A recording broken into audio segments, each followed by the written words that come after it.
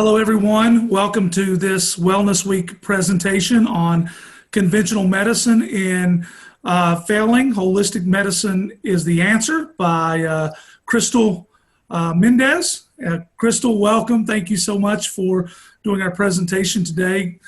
Crystal is a sophomore at Ashford University pursuing a double major in complementary and alternative health and health and wellness. After graduation, she plans to obtain her master's degree in nursing and eventually become a holistic nurse practitioner. She's also the proud mother of 7 wonderful children, 6 of whom are still at home. Needless to say, life is busy for her between family, work, and school, but she always keeps a smile on her face, as you see right now. Crystal is passionate about organic foods, healthy living, and the great outdoors. She believes that no one should ever stop learning throughout their life. And with that, let me turn it over to Crystal. Hi, thank you very much. This presentation is about fear and its consequences surrounding childbirth in the United States.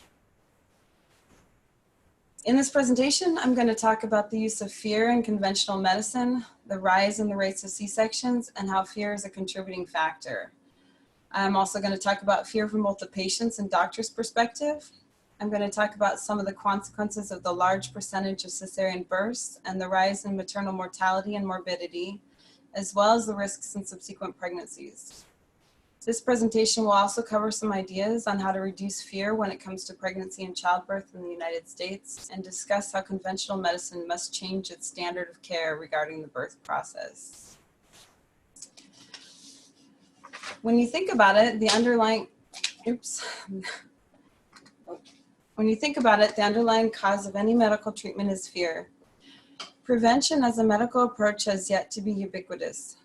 For the purposes of this presentation, I'm going to talk specifically about fear in relation to how pregnancy and childbirth are approached with conventional medicine in the United States. So let me give you a little bit of background on myself and why I chose this topic. I personally have had 7 pregnancies, and I've given birth to 7 babies. I know that this is almost unheard of in this day and age, but it is true. I have 7 kids. My oldest child is 20 now. I had him shortly before my 19th birthday. At that time, I drew up a birth plan stating all the things I didn't want: no epidural, no episiotomy, no forceps, no medications of any kind, etc.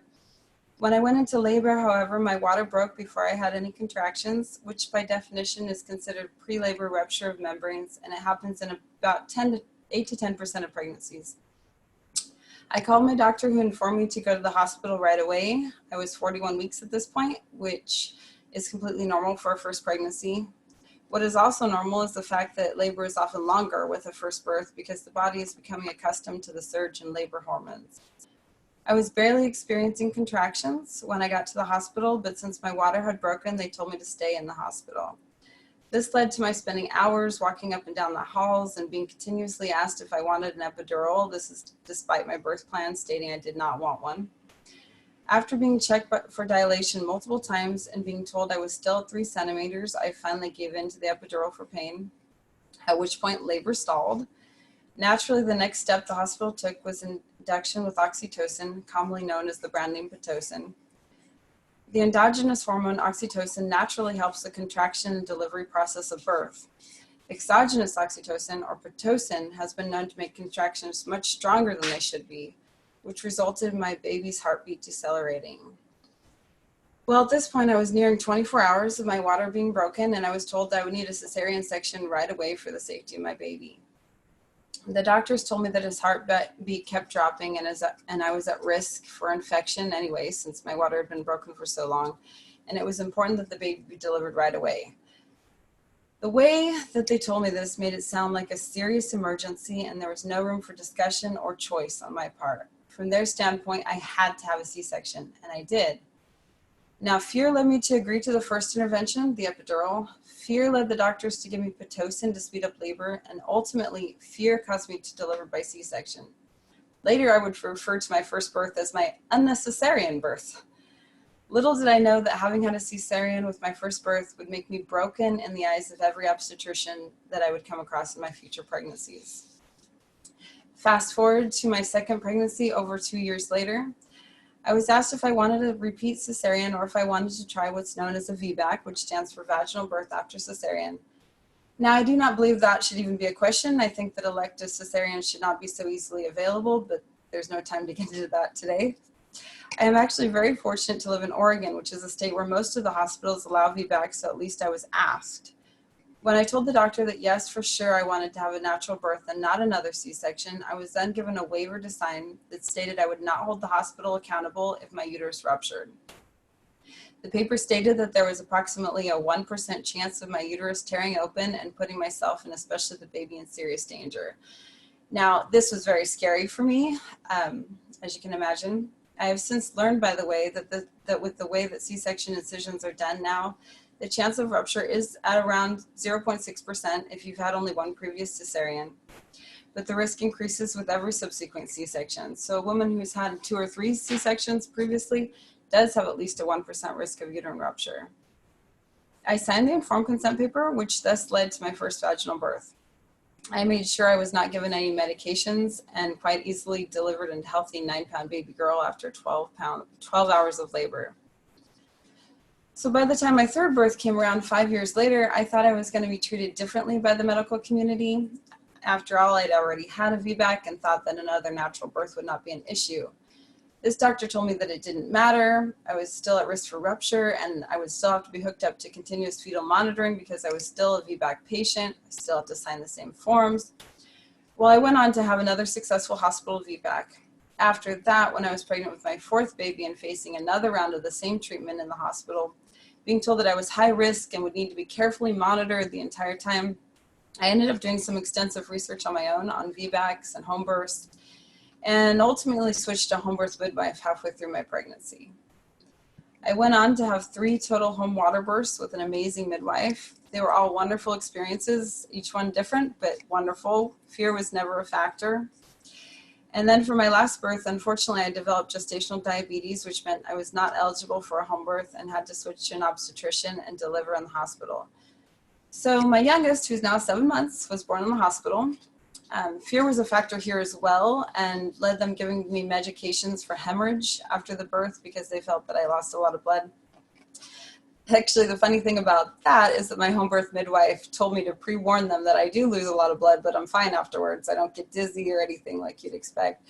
She said that's just me, and as usual, she was right.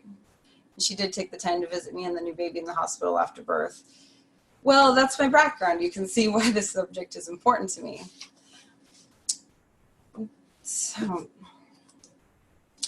So when it comes to medical decisions and treatments, fear is often at the forefront.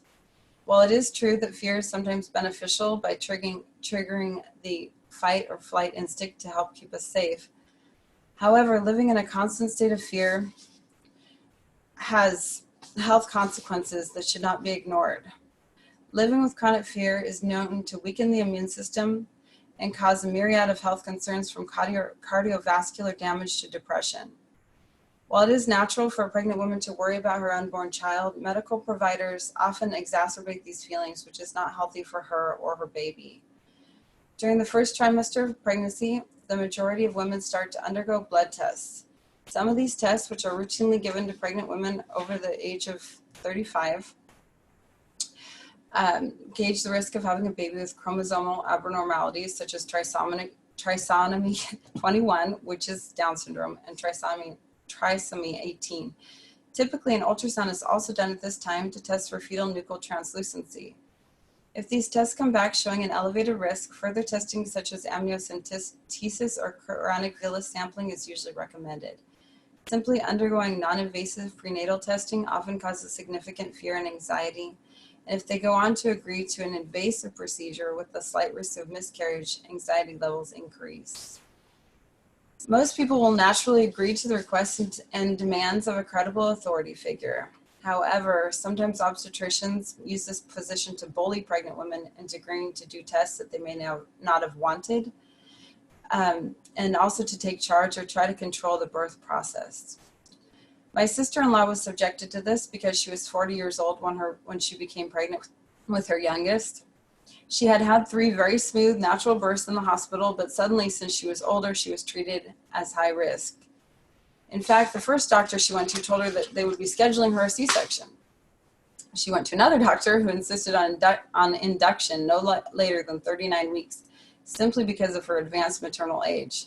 She felt so pressured, in fact, that she did not believe she could stand up for herself, so she simply did not show up for her scheduled induction and waited until she went into labor on her own. The hospital staff was hard on her when she arrived, but she was able to have a natural birth with complications despite her geriatric pregnancy at age 40.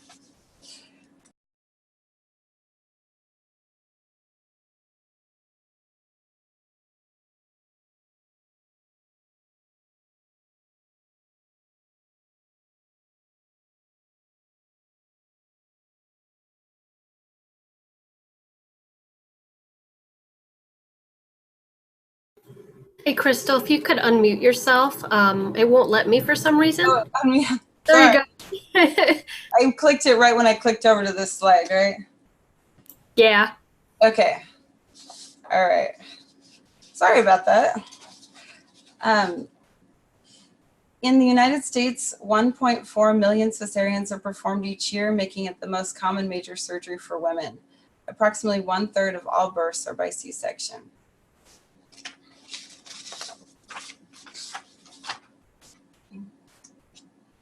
All right.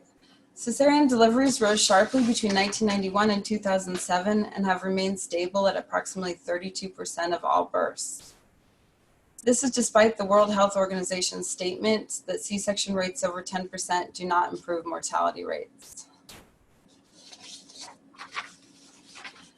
There seem to be a variety of theories as to the reasons behind the rise in cesarean section rates. In reality, it's most likely a combination of factors. Continuous electronic fetal heart monitoring was initially one of the largest contributors to the rise in C-section rates. Another contributing factor in the rise of cesarean births has been the decline in the number of vaginal births after cesarean. In my case, I was very fortunate, but while VBACs are not illegal in any state in the US, there are several states where every hospital has a policy against VBACs and home births are not allowed. This makes it very, very difficult for women who do not want to adhere to the once a cesarean, always a cesarean mantra. There is also a direct link in the rise of cesarean births with medical malpractice litigation pressure. The drive behind this is that if something goes wrong in a vaginal birth and it's brought to court, the question is asked, why didn't you perform a C-section? But if something goes wrong in a cesarean birth, the doctor in the hospital can say, well, we performed a C-section, so we did everything we could possibly do. Conventional medicine has approached birth not as a natural and normal part of being a woman, but as a medical condition that needs to be micromanaged along the way. Induction of labor in first-time mothers doubles the risk that she will have a C-section. Many women do have enjoyable birth experiences, both in and out of the hospital setting. I'm not going to deny that. However, many women in the United States have had traumatic birth experiences with episiotomies and cesarean sections performed often against the will of the mother. Patients are not the only ones who are fearful. Physicians are fearful as well, often of monetary retribution. Medical malpractice premiums have risen along with the rates of primary cesarean section and overall cesarean section rates. Vaginal birth after cesarean rates have also gone down as the malpractice premiums have gone up. To highlight this conundrum, half of obstetricians are sued by age 40 and 61% are sued at least once during their career. Hospital policies designed to protect monetary gains rather than the best interests of the patient often prevent good doctors from practicing the way they would like. I think we should study the subject more extensively. I believe that there is a direct correlation between protecting monetary interests and poor outcomes for mothers who deliver in a hospital here in the United States. There should be a reconsideration of policy which addresses the appropriateness of C-section based on medical data. An inappropriate amount of cesarean risks lives rather than save them.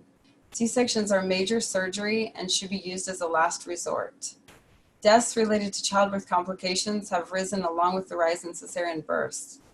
In fact, the United States has one of the highest rates of maternal mortality in the developed world, with over 700 women dying every year from pregnancy and birth-related complications.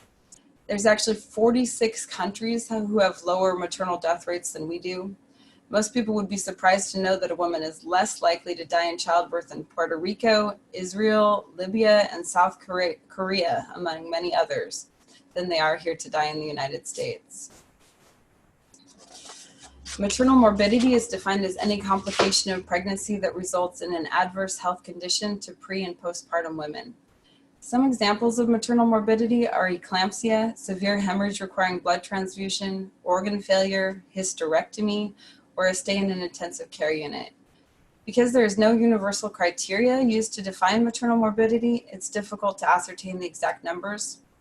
However, severe maternal morbidity affects at least 60,000 women in the United States every year.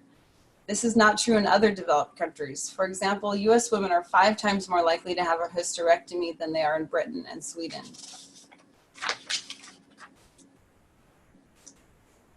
There are also risks for the baby who is born by C-section. For example, babies born by cesarean have a 7 times greater chance of developing asthma. Babies in future pregnancies are more likely to die as well because the uterus is no longer intact. There's scar tissue and other problems to get around.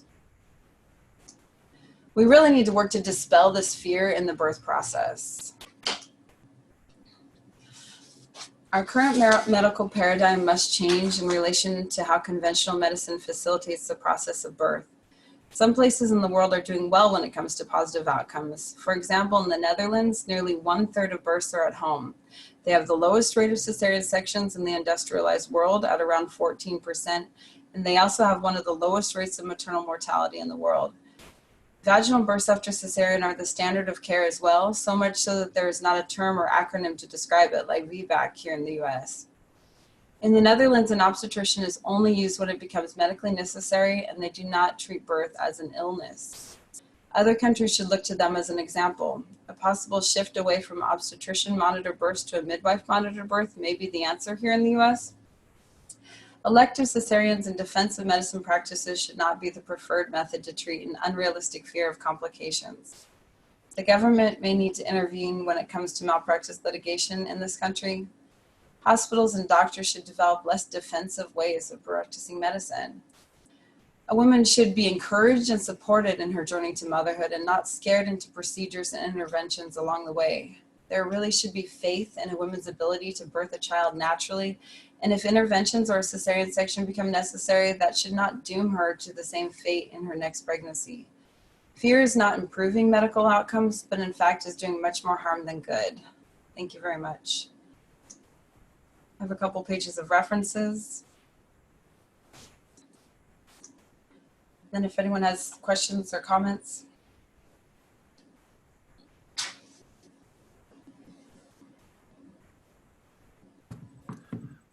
I think there were some questions, Crystal. I know Amy in the chat said she had a question. Amy, you can type it in if you'd like, or you can turn your mic on, whatever works for you.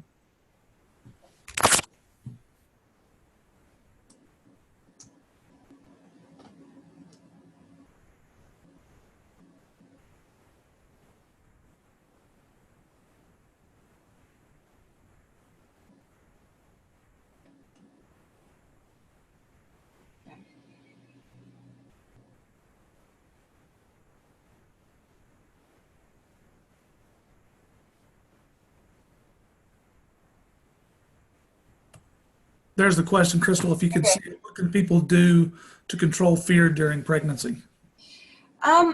I think that we should start with having a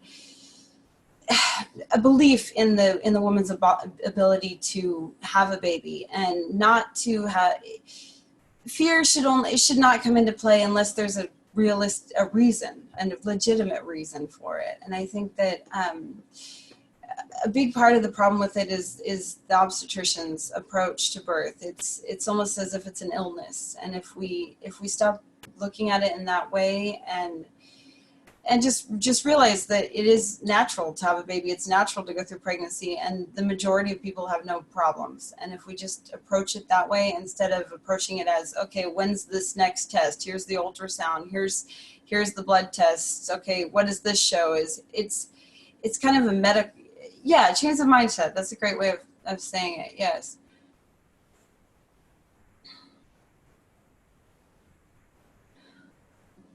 That's great. The home water births are great, and it's great when you have the ability to do that. There's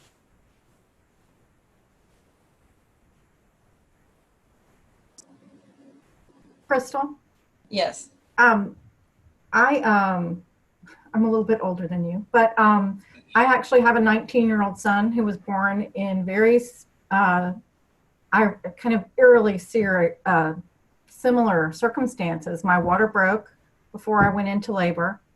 I was rushed to the hospital. I ended up having a C-section. And I do remember that when I gave my birth plan to my obstetrician, who was a really nice man, honestly, he said, "Oh, you know what I call somebody with a birth plan that long?" I said, "What?" He said, "A future C-section." Like, I mean, it was really, not funny, but, Yeah. you know, and my experiences, not just with the obstetrician, but with the nurses in the hospital, you know, pushing me, I had a little bit of trouble nursing the first time, trying to get me to give the baby formula. And, you know, I think you've really hit on a really important and prevalent topic.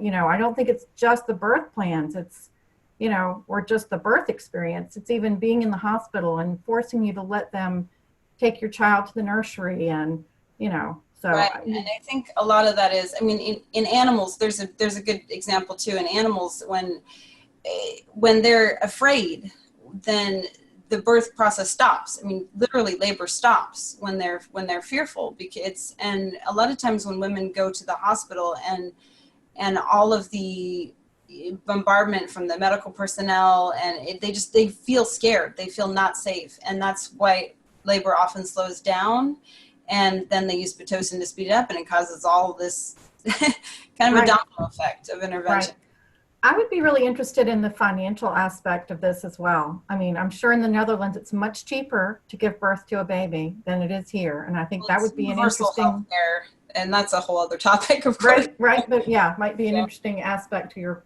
Thank you for sharing. I just wanted to say thank you. And Crystal, I see you have a couple of other questions in the chat. One from Christopher Foster first. Have you discovered that holistic approaches have better outcomes in other areas of medicine as well, in addition to childbirth? I believe that's definitely the case. I actually live in a community in Oregon where the median age is 61. It's a retirement community. And so I'm around a lot of elderly people who are on just an unbelievable amount of medications and going to their doctor's appointments, and they're sick. They're not well. And on the other end of the spectrum, we do have a lot of organic and a lot of holistic based practices in the area also, and organic foods are big here. And so there's also that other side, and there's elderly people here who take vitamins and supplements like that, and I've noticed their minds are sharper. So many of them are doing so much better on the holistic with the holistic side rather than the traditional medicine, not traditional but regular medicine. So. And I see you have another question from Dr. Banks. She has the first question there and then a follow-up comment below.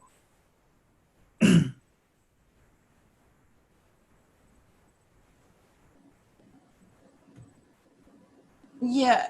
So is your question about age? Let's see. Crystal, this is Felicia. It is about age, but also previous births as well. So I'm just believing that if you have children, I've never had children before, so I'm just gaining this experience or knowledge from my friends that have had children when they were younger. Say they started around 20, 21, had some time in between births, may have had one or two when they were 30, and then possibly had that last one when they were between 45, 50. So I'm just thinking if it was previous births with no complications, there shouldn't be a recommendation to have a cesarean. if they've had natural births before, regardless of their age. So that's really what my question's pertaining to. Yes, I do think, I mean, yes, I don't think it's necessarily easier. I don't think that that having had a birth is easier. I think it's shorter. I think that's the main thing, is it's typically shorter from the beginning to the end. But I think that a woman who's having her first baby over 40 should not automatically be considered high risk. Just because they're older doesn't mean that it's going to be, yeah, it can be more difficult. It can. I've found many, studies that show there are certain risks, but the risk is so minimal that it shouldn't be the norm to do inductions and C-sections based on maternal age. It's just not, it's not a good standard of care. And that makes sense, especially if she is healthy. Right. I'm just thinking that if she is healthy, there, shouldn't be any pre-existing conditions. I mean, diabetes and things that are requiring medications. People who have blood clotting disorders. There's certain reasons for having an obstetrician monitor birth. There are reasons for it, but I don't think that just the factor of the age is a valid reason for it. Right. And just a comment, my last comment, I do agree with when our own aging population takes care of themselves. They tend to be more active. We were in Germany a little while ago, and certainly the own aging population is more active, I believe, than millennials are, and it's just due to them. I'm guessing that they don't take as much medication, because that was another factor that was stated in several research proposals a while ago, that an individual that takes 5 to 7 medications, you have to look at whether or not if they're really healthy when they do that. But when you take one type of medication, it causes something else to go on in your body, and then so forth. So usually just using more holistic measures, just eating as well as you can, exercise, and of course, taking vitamins, I do believe helps. And we've seen a lot of the own aging population in Germany riding bikes, walking by themselves, just being very active. Right. I just want to thank you so much for your presentation. Thank you. Thank you. See another question from Amy. Yes.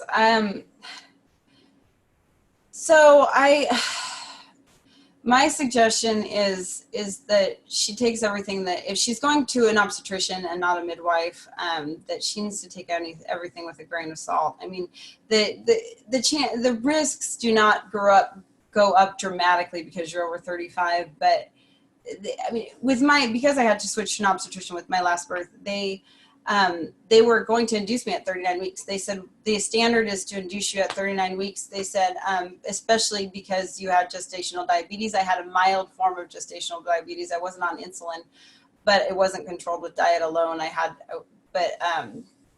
They were going to just automatically schedule an induction, and part of it was my age, and part of it was that. And I said, I won't agree to it. I won't be induced. And I had to really advocate for myself, and a lot of people are afraid to do that. And yes, if you're going to do tests and everything, that's fine. It's just being able to advocate for yourself and not agree to all these interventions that could lead to poor outcomes just because the doctor says, look, you're older, so it's more dangerous. That's really what she needs to be aware of. Thank you, Crystal. Well, we have reached the end of our time. If you have any final questions, please feel free to put those in the chat. Crystal, thank you so much for sharing with us. Can I just say you did an outstanding job. Really appreciate it. And I know from all the positive comments, I know you saw those as they were going through. Everybody really enjoyed it. Thank you so much to everybody in the session today for supporting the Wellness Week live events. If you missed any of these, the recordings will be made available. If you haven't checked out the Wellness Week website, please do that. There's some blog posts and entries, some 1-minute sessions for you. And with that, thank you so much, everybody, and we'll wrap this up. Thank you. Thanks.